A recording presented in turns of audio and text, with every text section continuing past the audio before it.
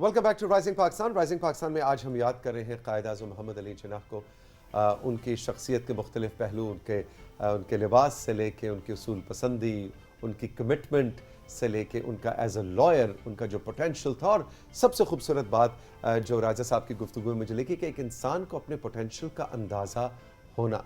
लेकिन ऐसा भी होता है कि जब आप अपने पोटेंशियल का अंदाज़ा कर लें और आप एम्बिशियस हो, तो उसके बाद आप ना लेफ़्ट देखते हैं ना राइट। आप कहते हैं कि बस मैंने किसी को रौंदते हुए चले जाना है, चाहे उसूलों की पामाली हो जाए, लेकिन मैंने अपनी मंजिल पे पहुंचना है। लेकिन जिन्नाह ने साथियों इस सब को गलत साबित किया। उन्होंने कहा कि नहीं, मैंने अपनी मंजिल पे पहुंचना है, मेरा ये एम्बिशन है, मेरी ये एम्बिशन है, मगर मैंने उसूल नहीं तोड़ने।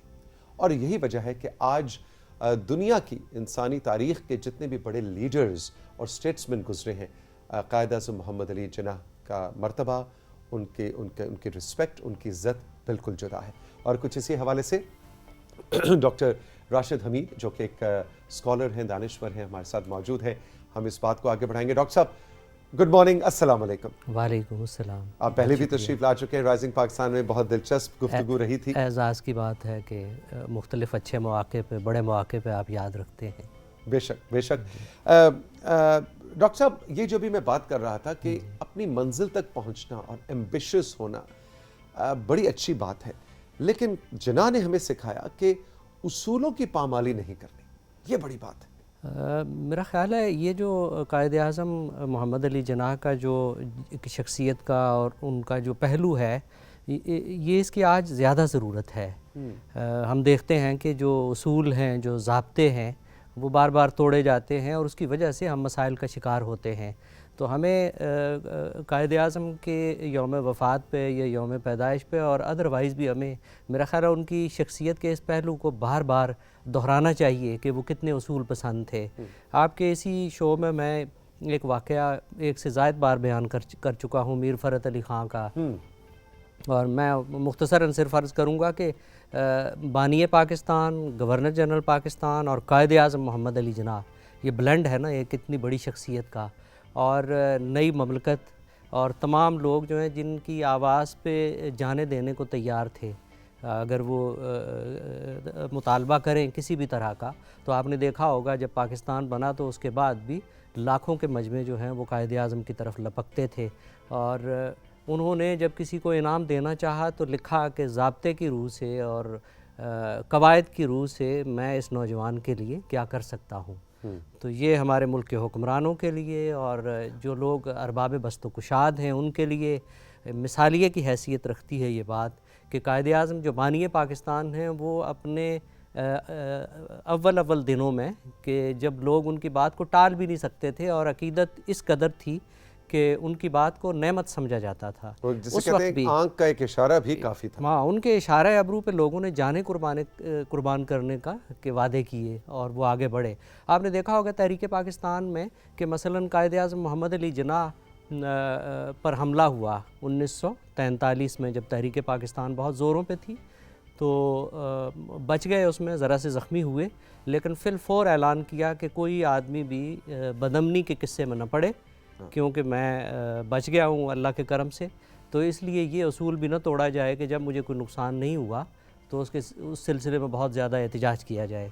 तो कायद आज़म मोहम्मद अली जिन्नाह की शख्सियत कुल ब्लेंड ही उसूलों का है दरअसल, लेकिन उसके साथ साथ वो एक ऐसी तहरीकी शख्सियत है कि जिसके साथ लोगों के जज्बात भी वाबस्ता हैं और उनके अपने जज्बात भी हैं। मसलन एक बात वो आम तौर पे कहते थे कि I don't believe in taking the right decision, I take decision and make it right।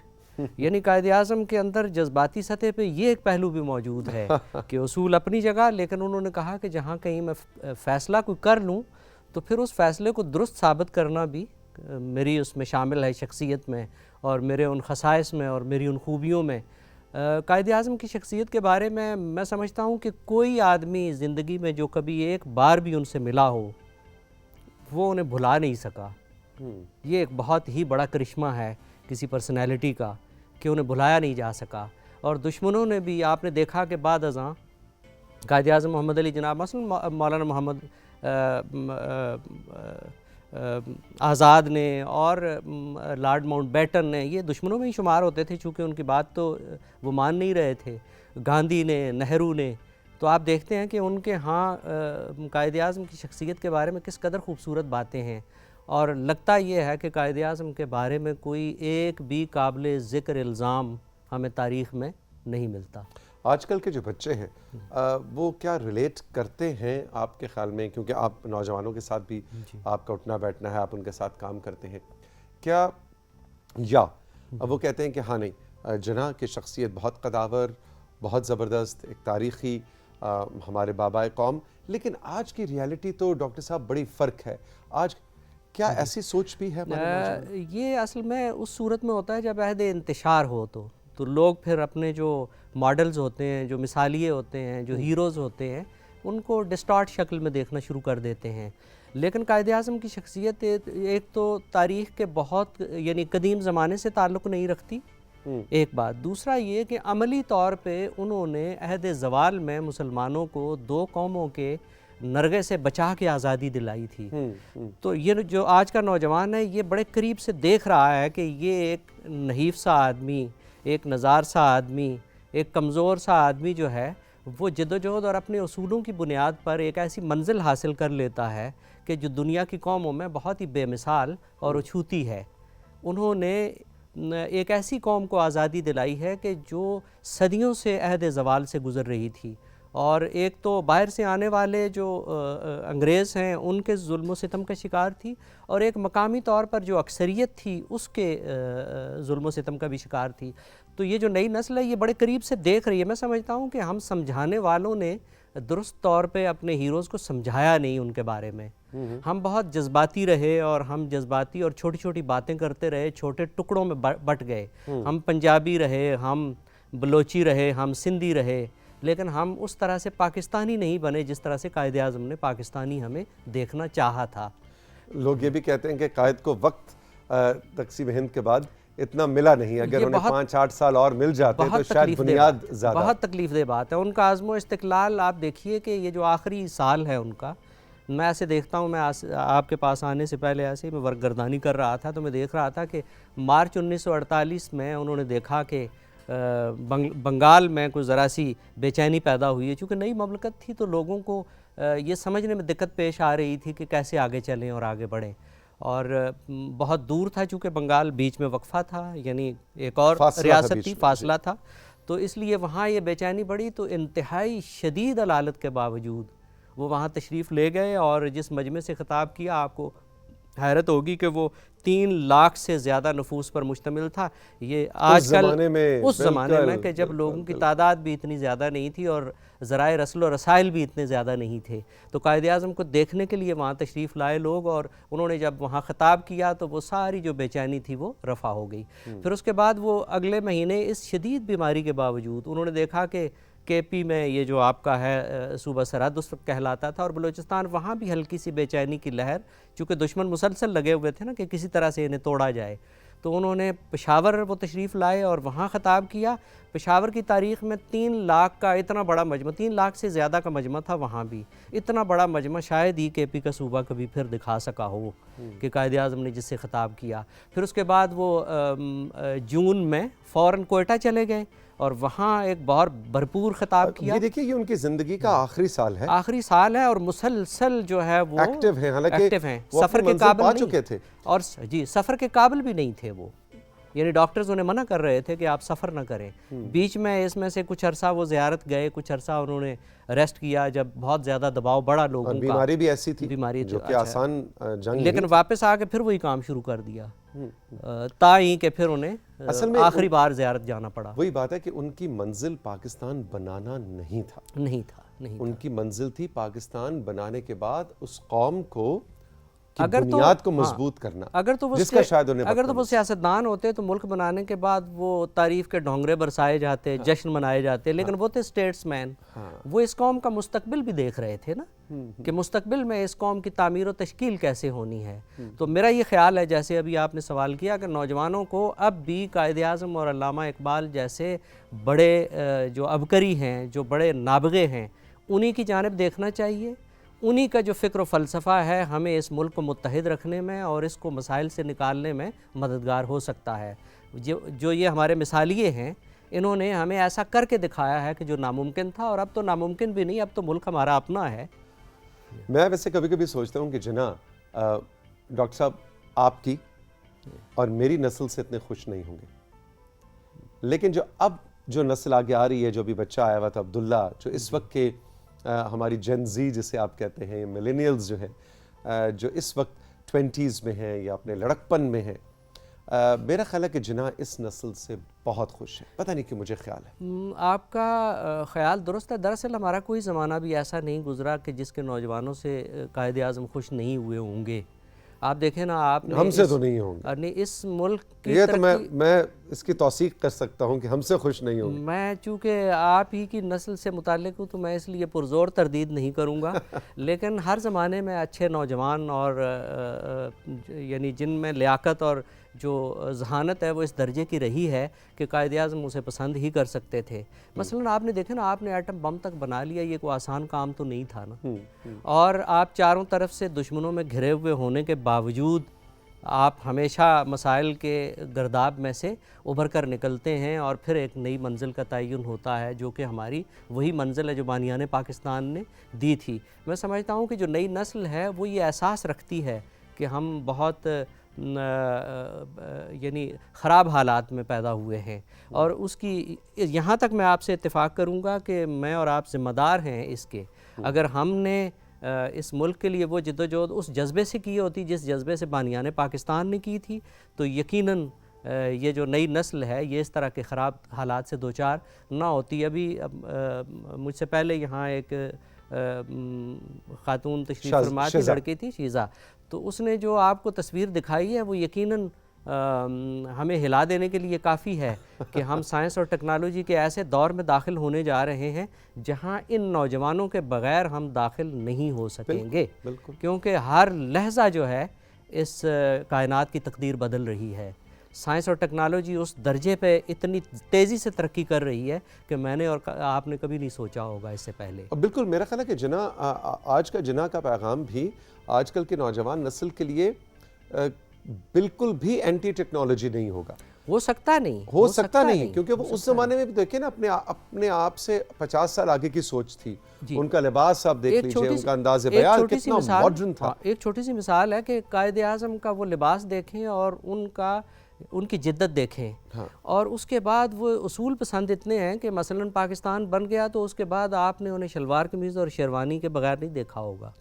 عزم و استقلال آپ نے دیکھے نا، وہ جو ٹوپی انہوں نے پہنی وہ ہماری جناح کیپ ہو گئی، اور یعنی مطلب جو چیز ان سے مس کر گئی ہے نا وہ زندہ رہ گئی ہے۔ اور مثلا برطانیہ میں تھے تو آپ دیکھیں کہ انہوں نے خواتین کو ووٹ کا حق دلوانے کے لیے برطانیہ میں اس تحریک کا ساتھ دیا اور جدوجہد کی، وہ اتنے جدید تھے۔ کیسے ہو سکتا ہے کہ ماڈرن جو سائنسی ٹیکنالوجی ہے اس سے وہ انکار کرتے، اور سائنسی ٹیکنالوجی سے انکار کرنے والے یا اس سے دور رہنے والی قومیں مر جاتی ہیں، وہ زندہ نہیں رہ سکتی۔ تو ہمیں اس جدید ٹیکنالوجی کے ساتھ رہنا ہے، اور اس کے لیے صرف ایک ہی امکان باقی رہ گیا ہے کہ نئی نسل جو ہے آپ اس کا ساتھ دیں، اور آپ اس کی یعنی اس کا سہارا بنیں اور ان کو سپورٹ کریں، تاکہ آپ نے دیکھا ہوگا دنیا بھر میں ہمارے جو پاکستانی بچے ہیں، جو طلباء و طالبات ہیں، کس قدر غیر معمولی ذہانت کا مظاہرہ کرتے ہیں۔ اکثر ہم اپنے پروگرام میں ذکر بھی کر رہے ہوتے ہیں، ایسے انوکھے کام وہ کیے چلے جا رہے ہیں کہ سر فخر سے بلند تو ہوتا ہی ہے، لیکن مستقبل پہ، ایک روشن مستقبل پہ ایمان بھی مضبوط ہوتا ہے کہ یار یہ بچے جو ہیں ہم سے بہتر پاکستان کو آگے لے کے جائیں۔ اقبال نے کہہ رکھا ہے نا، ذرا نم ہو تو یہ مٹی بہت زرخیز ہے ساقی۔ صرف یہ ہے کہ ہمیں ان کی حوصلہ افزائی کرنی ہے، ہمیں ان کو آگے بڑھانے کے لیے ہمیں تمام اپنے اختلافات جو ہیں انہیں بھلا کر آگے چلنا ہے۔ نئی نسل جو ہے وہ ہم سے مطالبہ کرتی ہے کہ ہم جو ماضی میں جس طرح سے غلط ڈگر پہ چلتے رہے ہیں ہم اسے چھوڑ دیں، ہم رجت پسندی کو چھوڑ دیں، ہم قدامت پسندی کے ان رویوں کو چھوڑ دیں کہ جس میں صرف نقصان ہوتا ہے، جس میں ہم تفرقوں میں بٹتے ہیں، جس میں ہم دوسری قوموں کے ساتھ صرف اناد پالتے ہیں۔ تو یعنی ان رویوں کے ساتھ آپ نئی دنیا میں آپ آگے نہیں بڑھ سکیں گے۔ جی، استرداد، اناد، نفرت، یہ تو آپ کے اپنے پاؤں کی بیڑیاں ہیں۔ آپ بظاہر دوسرے سے نفرت کر رہے ہوتے ہیں، دوسرے سے اناد جو ہے اس کا اظہار کرے، لیکن اصل میں یہ اپنے پاؤں پہ کلہاڑی ہے. اور یہ جس دن ہم نے ایز اے نیشن سمجھ لیا کہ گالی اصل میں آپ دے دوسرے کو رہے ہیں، نفرت دوسرے کے لیے، لیکن وہ نہیں آپ کے اوپر ہے. بہت خوبصورت بات ہے آپ کی. اناد، شدت، گالی، یہ جتنا بھی رویہ ہے یہ بنیادی طور پہ زنگ آلود کر دیتا ہے انسانی دلوں کو اور دماغوں کو، اور زنگ آلود دل و دماغ کے ساتھ آپ جدید دنیا کا ساتھ دینے کے قابل نہیں ہوں گے. اچھا، ایک ڈاکٹر صاحب آپ کیونکہ ماشاءاللہ قائد اور جناح کے حوالے سے اور اقبال کے حوالے سے آپ کی بڑی سٹڈی ہے، لیکن جنرلی آپ نے دنیا دیکھی ہے، دوسرے ممالک میں دوسری سوسائٹیز کو، دوسرے مذاہب کو آپ نے پڑھا ہے. ایک اور چیز بھی میں دیکھتا ہوں جو ہمارے معاشرے کے اندر بڑا کہ ہم نا ہماری بڑی انفلیٹڈ ایگوز ہیں. اب اس کا اردو ترجمہ کیا ہوگا کہ ہماری انا جو ہے ایک فرد کی حیثیت سے بھی اس کے اندر بہت ہوا بھری ہوئی ہے نا. میں کہتا ہوں یہ جمعہ 8 دن کا بچہ یہ اب مجھے سکھلائے، تم کل کے بچے، تمہیں ہم نے پاؤں چلنا سکھایا. ہم خائف ہو جاتے ہیں آنے والی نسل کی ذہانت سے. یہ بڑی خطرناک بات ہے ایز اے نیشن. یہ اقبال کی نظر میں بھی نا یہ بہت ہی مشکل مرحلہ ہوتا ہے. آئین نو سے ڈرنا، طرز کہن پہ اڑنا، منزل یہی کٹھن ہے قوموں کی زندگی میں. میں اپنے بچوں کو دیکھتا ہوں مجھ سے زیادہ نالج رکھتے ہیں. بالکل. یہ جو سرچ انجن ہے اس نے، اور ماڈرن جو ایکوپمنٹ ہے، یہ جو موبائل ہے جس کے ساتھ میرا دوستانہ تعلق نہیں ہے اور نہیں بن پا رہا. میں ہارڈ جو کتاب ہے میں اس سے وابستہ ہوں، وہ سافٹ سے وابستہ ہے. وہ مجھ سے زیادہ تیزی سے جدید انفارمیشن تک پہنچتا ہے. میں اپنے بہت چھوٹے بچے جن کی عمریں ابھی 7-8 سال، 9 سال، 10 سال ہیں، میں ان سے معلومات حاصل کرتا ہوں. اور اپنے آپ کو اپ ڈیٹ رکھنے کے لیے کائنات کی جو جدید ترقی ہے اس کے لیے میں ان کا مرہون منت ہوں. اور یہ درست بات ہے. اس کی وجہ یہ ہے کہ جو سہولتیں ان کے پاس ہیں سائنسی، وہ میرے پاس نہیں تھیں. تو اس میں میرا خیال ہے مجھے میری ایگو کو کوئی زنگ نہیں لگنا چاہیے اور اس پہ کوئی آنچ نہیں آنی چاہیے. جو ریسورسز نئی نسل کو دستیاب ہیں وہ مجھے نہیں تھے. جو مجھے دستیاب تھے اس میں نے کیا بہتر پرفارم کیا، بس اس کا مجھے خیال رہنا چاہیے. اس کے علاوہ اب نئی ظاہر ہے کہ دنیا ہے، نئی سائنس ہے اور ہر روز بدل رہی ہے، ہر روز. تو اس کا ساتھ دینے کے لیے نئی نسل پہ اعتماد کرنا ہوگا اور اس سے ڈرنا نہیں ہوگا بلکہ اس سے دوستی کرنی ہوگی. ڈاکٹر صاحب، ڈاکٹر راشد امید، تھینک یو ویری مچ. بہت بہت شکریہ، بہت لطف آیا. آپ کو آج کا شو کیسا لگا؟ آپ نے ہمارے واٹس ایپ نمبر پہ ضرور بتانا ہے کہ کس بات سے آپ اتفاق کرتے ہیں. کوئی بات ایسی جو آپ کے ذاتی تجربے میں آئی ہو ہمیں ضرور بتائیے گا. خوش رہیں، ملیں گے پھر. خدا حافظ.